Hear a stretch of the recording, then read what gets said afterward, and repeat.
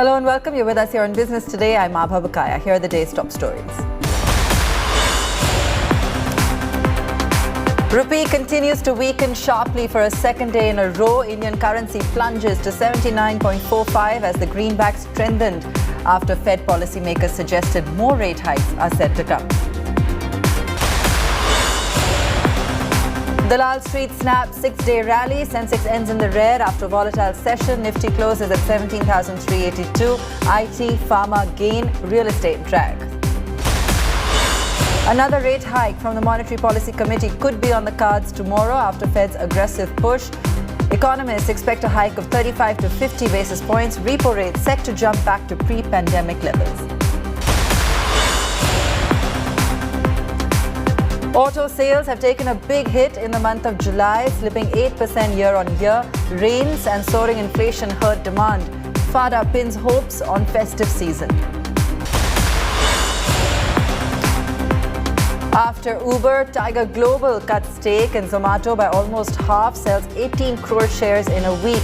Tiger Global's shareholding reduced to 2.77% from 5.11% earlier.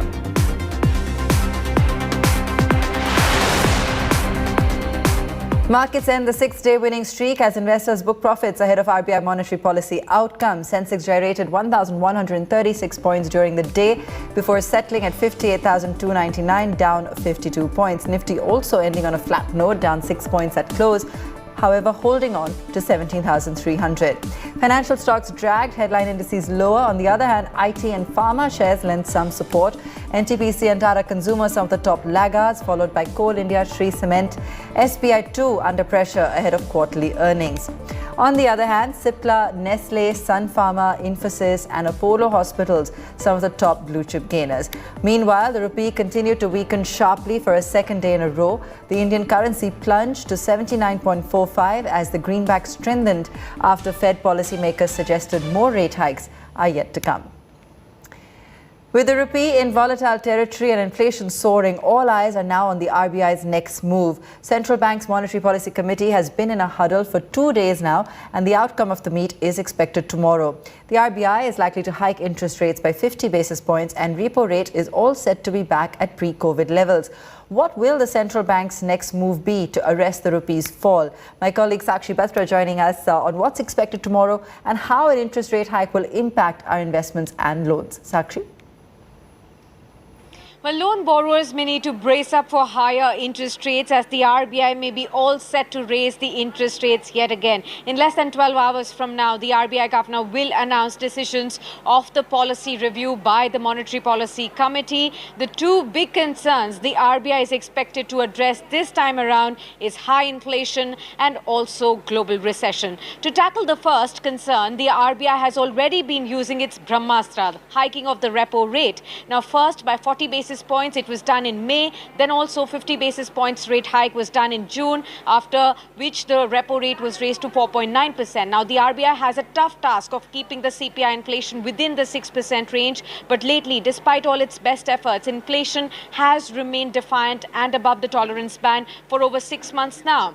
Now there is a wide expectation that the RBI may again hike the repo rate for the third consecutive time in this current policy. Now this could be in the range of 25 to 50 basis points. The existing rate of 4.9%, however, is still below the pre-COVID level of 5.15%, and most experts do believe that it could be raised to pre-COVID levels yet again. Now, our Business Today poll on social media had the maximum votes for 35 and 50 basis points of a rate hike. The stance of the policy this time is expected to remain unchanged at withdrawal of accommodation. Next, one will also watch out for inflation and the growth forecast by the RBI, and whether there will be any tweaks to the earlier predictions that the RBI has already made. Now, most experts believe that commodity prices easing internationally could actually point at inflation risks receding from now on, and therefore the RBI may actually keep the inflation forecast unchanged at 6.7%. And on growth forecast also, one will watch out for the RBI commentary for any dark clouds looming large due to the US coming into technical recession.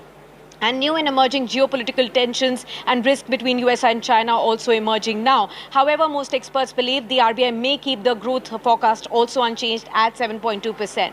Now, the rupee depreciation is another major concern. It has hit a historic low and has gone past the 80 per dollar mark. Now, there are some pullback kind of indications that we are already getting, but the RBI's comment on it will be very important to watch. Now, the markets will also seek assurances from the RBI on whether there is ample liquidity in the system. The central bank has said, time and again that it is going to be taking any measures if needed to curb any kind of tightness in liquidity if at all needed. However, for the common man, what will be essential is that any rate hike done by the RBI this time around will definitely impact the loans and make the EMIs expensive. So home loans will immediately get impacted because the banks and NBFCs will in turn raise those rates for you, the lending rates in example, and any kind of new personal loans or new auto loans will also get some impact. On the other hand, if there is some cheer, depositors could definitely hope to cheer on the higher interest rates on deposits like the FDs as well.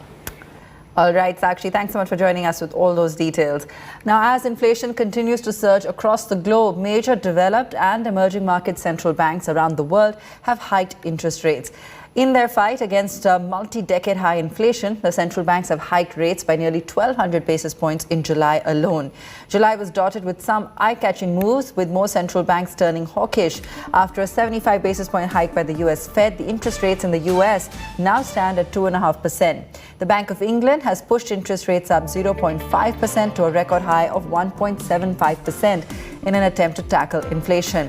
While India awaits the outcome of the RBI MPC meet tomorrow, the country has seen 2 rate hikes this year, taking the interest rates to nearly 5%. Interest rates in China and Australia range between 1 to 4%. In a rainy July, amid soaring inflation, auto sales skid. The total vehicle sales have seen a sharp 8% fall in July compared to the same month last year. Passenger vehicles, two-wheelers and tractors were the worst hit. Business Today TV's associate editor Chetan Bhutani caught up with Vinkesh Gulati, president at FADA, asking him about the decline in car sales and semiconductor shortage arising out of developments in Taiwan. Listen in.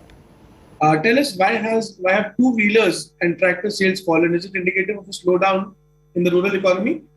Practically for the past 1.5 years, we are reeling under pressure in this segment.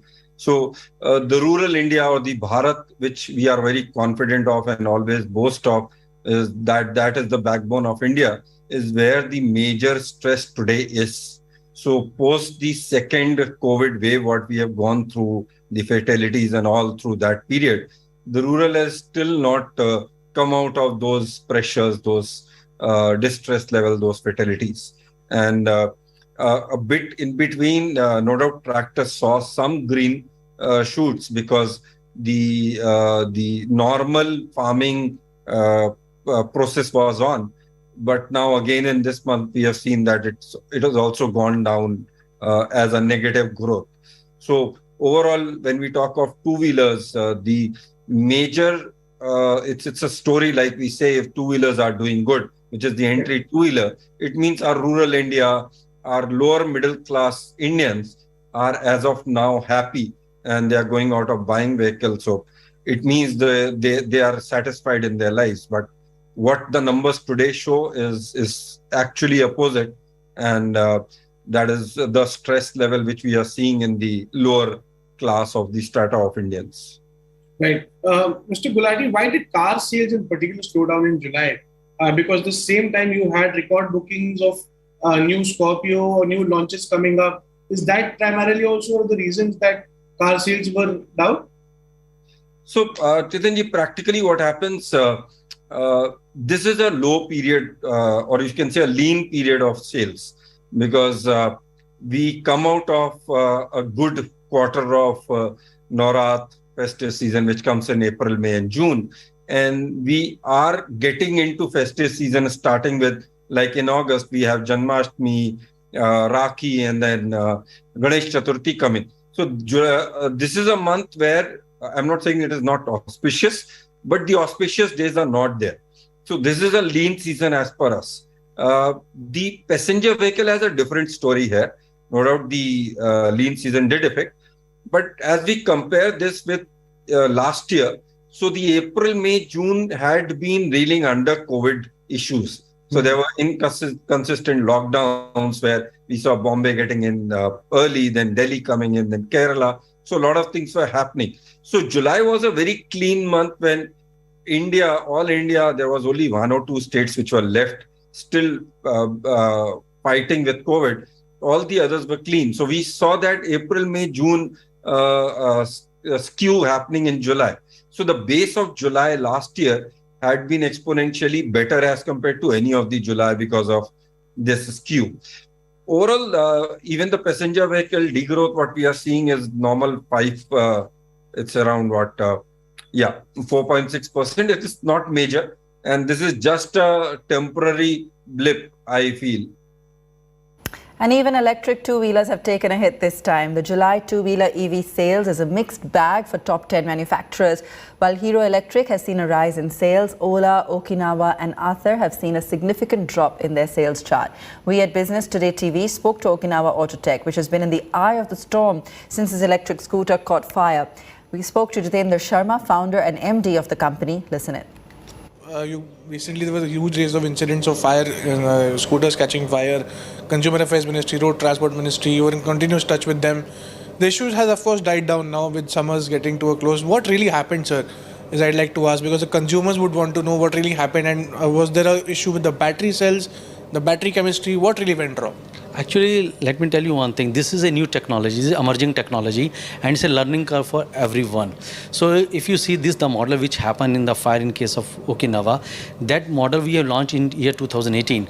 So for that product line, we already made more than 1 lakh vehicles, which is already successful running on the roads of India.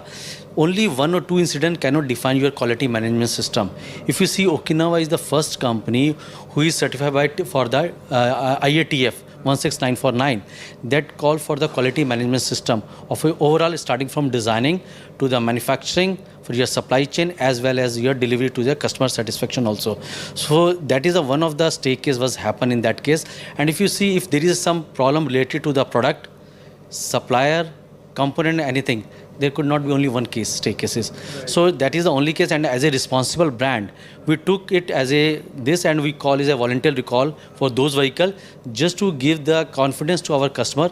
We are there and we have a trust with our customer that if something went wrong, we are with you. So that is the reason Okinawa recalled the vehicle that time also. And I think that things has already settled down. Whatever the new notification related to the government, whether you're talking about the BIS or the battery improvement related certification, Okinawa will go for it. So whatever the certification you call it, earlier it was AIS 048. It has changed to AIS 156. So Okinawa is already qualifies for that. And if anything new comes for that, of course, we will accept it and we will work for that, for the betterment of the, you can say, customer or the EV market. Let's take a very quick break. On that note, we'll be back with more on the other side.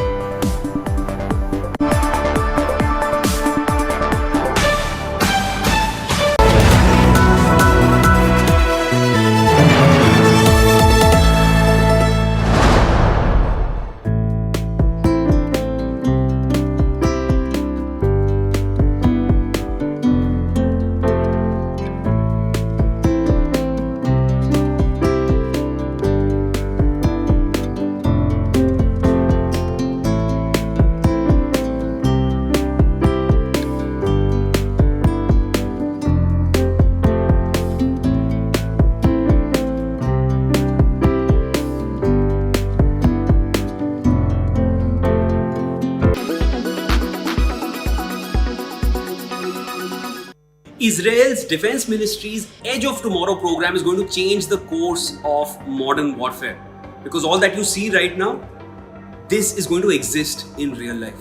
The program was unveiled by Israel's Ministry of Defense and Elbit Systems, one of Israel's leading companies producing electronic defense devices.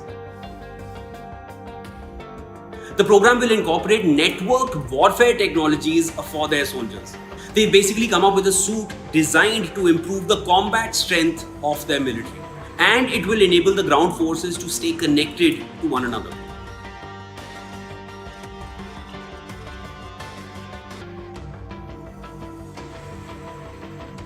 It's pegged that the program will make Israeli soldiers more lethal, enhance their stamina and awareness, and improve their chances of survival in any situation.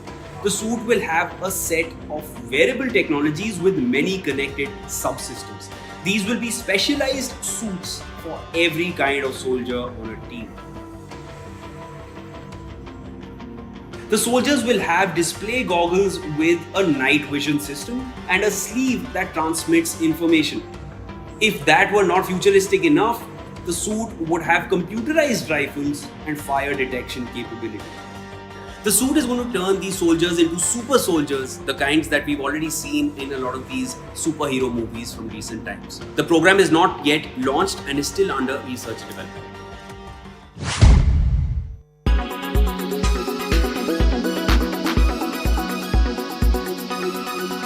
Make your media plan smarter with India Today Live TV on your connected devices.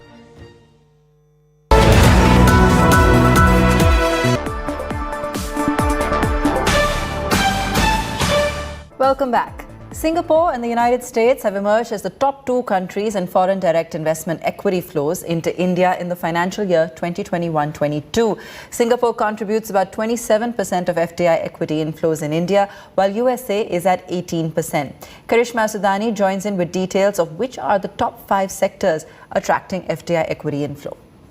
India is rapidly emerging as the preferred country for foreign investments. In fact, Singapore and the United States of America have emerged as the top 2 sourcing countries in foreign direct investment equity flow in the financial year 2021-2022. To talk about numbers, and the one as you see on screen, India received $168 billion FDI equity in last 3 financial years. Let alone equity inflow of around $48 billion was brought in by Singapore in last 3 years. In fact, as per the United Nations Conference on Trade and Development's World Investment Report 2022, India has improved 1 position to rank 7th among the top 20 host economies for 2021. In terms of top investor countries of FDI equity flow, Singapore is at the apex with almost 27 contribution at about $15 billion equity investments that it has made for last financial year, followed by United States of America with $19 billion, Mauritius at almost about $10 billion. As per cumulative data in the last 3 years, Singapore, United States of America, Mauritius, Netherlands and Cayman Islands have emerged as the top leading countries. For financial year 2021-2022, which is also seen as the post-COVID financial year, computer software and hardware has emerged as the top sector of FDI equity inflow during the last year, with almost around 25% share, followed by services sector at 12% share. Now, as per cumulative data for last 22 years, which is more than 2 decades, services sector and computer software and hardware have been on the top of the list. Well, the steps taken by the government during the last 8 years have borne fruit, as it is evident from the ever-increasing volumes of FDI inflow being received into the country, which is setting new records. The government reviews the FDI policy on an ongoing basis and makes significant changes from time to time to ensure that India remains an attractive and investor-friendly destination for most of the countries. 5G spectrum auction has ended, and it will be the top 3 telecom operators who will provide the next generation of mobile data services. India Today's Group Editorial Director Raj Changappa spoke exclusively with Telecom Minister Ashwini Vaishnav on the 5G spectrum auction and its benefits. Listen in. What is 5G? What is the promise of 5G? So there are 2 different things that will be experienced by the users. 4th generation was a kind of evolution over the 3rd generation. The 5th generation 5G is basically a totally new way of designing a telecom network, and that's why the experience will be very different. There are 2 elements. First is latency, which is basically how quickly does the equipment or the phone gets connected with the tower, right? Second is the speed. So the speed in 5G is going to be almost 10 times the speed in 4G. Now, is this sufficient in itself? No. What is important is the entire ecosystem. The availability of towers, the availability of fiber, the availability of spectrum, All those things have been addressed, and that's why the experience is going to be significantly better. There was concerns with the Chinese company Huawei when the whole 5G auction process had begun. How have you avoided the fact that there are a lot of security concerns that 5G throws up, and what are we doing to ensure that that doesn't happen? What is the substitute we are trying to make? So when Prime Minister Narendra Modi ji announced the Atmanirbhar Bharat program, in that some of the critical technologies which are needed for our growth, the country decided, Prime Minister gave us a target that we must develop these technologies in the country. It was not an easy task. Developing the complete 4G technology stack end to end, which basically means the core network, the radio network, the network management system, and everything which is associated with it. Over and above that, moving from the 4G experience, building and designing the entire 5G ecosystem. What's important is, this has been done by a whole set of startups and other entrepreneurs who have come forward and put their efforts and resources in it. So if you see... Yeah, can you take us through, I see here you've got the core. This is exactly what Huawei and others were making, and we are now doing this in India, you're saying? Absolutely. So the core network, the radio network, all the elements of the radio network, even the chip which goes in the entire setup, all these are now designed by our Indian entrepreneurs, by our startups. They are not only going to install these in India, but they are also getting now international orders. So, I mean, Verizon has recently given orders to an Indian startup for supplying many of the radio equipment. Then other companies in Europe, other companies across the world are today giving orders to Indian entrepreneurs. So the Make in India combined with the philosophy of Atmanirbhar Bharat, together all that effort which has been put by the government and the industry together has today resulted in developing the complete ecosystem of equipment in the country, which will be deployed in the country and then taken to the world. Reliance Jio has gone ahead and may roll out services earlier than expected. Akash Ambani, Chairman, Reliance Jio Infocom, said that they will celebrate Azadi Ka Amrit Mahotsav with a pan-India 5G rollout. Airtel has also confirmed that it will roll out its 5G services in the country before the end of the month. But who will be the builder of the best 5G network in India, and how much will the service cost? Business Today TV Managing Editor Siddharth Surabi finds out in a conversation with Analysis Mason's Rohit Dhamija. The best builder of 5G will be the operator that's gotten the best raw materials in terms of spectrum. And without a doubt, the emphatic answer to that is that Jio has gotten the most amount, both in terms of quantum as well as the best quality of spectrum. So Jio has acquired by far the most comprehensive spectrum portfolio in this recently concluded auction. And let me explain that a little further, Siddharth. I'll try getting not too technical, but given the subject matter. So there are basically two to three key 5G bands. There is the C band, which provides capacity, which all three operators have gotten. The Vodafone has gotten only in selected circles. But Airtel and Jio both have gotten in quite a lot of bulk quantity across India. But then there is the Rolls Royce of all spectrum bands, which is the 700 megahertz band. Yeah. And Jio is the only of the three Indian operators that has gotten that 700 megahertz band, which basically means that Jio not only has C band, but also has that absolutely world-class, best-in-class 700 megahertz band, which as a raw material to build this 5G digital highway, and hence will be the best builder amongst all operators.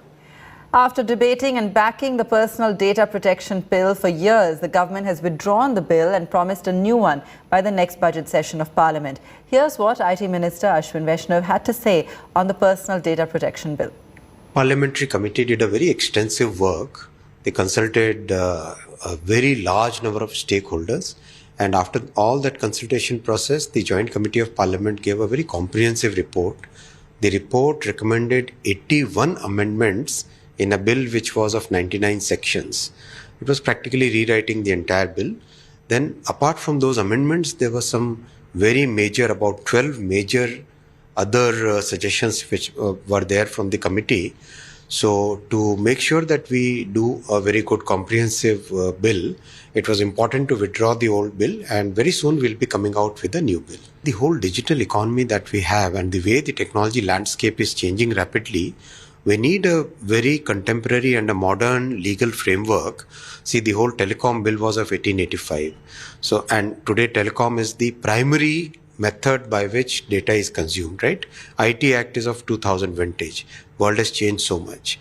The whole legal framework, a comprehensive legal framework, is something on which the government is working, and personal data protection bill will be a part of that entire legal framework. So there's a complete comprehensive overhaul of the legal framework. CoinTcx has announced the launch of Unfold 2022, an event that will attract developers, investors and Web3 startups to discuss the course of India's crypto journey. Akanksha Chaturvedi had a conversation with Rohit Jain, Managing Director of CoinTcx Ventures, to gather more information about the event. So could you tell us what the event is about and why Indian Web3 developers should be looking forward to it? Sure, Akanksha. So, this is India's largest Web3 conference and multi-chain, multi-protocol hackathon as well. And what we're really trying to do here is we're trying to get the entire Web3 community in India together. Okay. Come together, interact, exchange ideas, move the thought process forward. So that's really the intention from this conference. That I'd say that's the primary intention. And the theme for this conference is innovation. So all the conversations in the conference and the hackathon, none of it we wanted to be around what's happened in the last 6 months, for example. All of those things have been discussed to death. That's part of innovation. Some things work, some things don't. What we really want to talk about in this conference is what the next 12 to 24 months or even 3 years will look like. So what are the founders thinking about? What are their roadmaps for the next 12 months? What are they thinking about that's not even built into their roadmap? So we wanted to be a little bit more forward-looking versus backward-looking. So that's the entire kind of theme for the conference, which is innovation. That's all from us on the show tonight. Thank you so much for watching.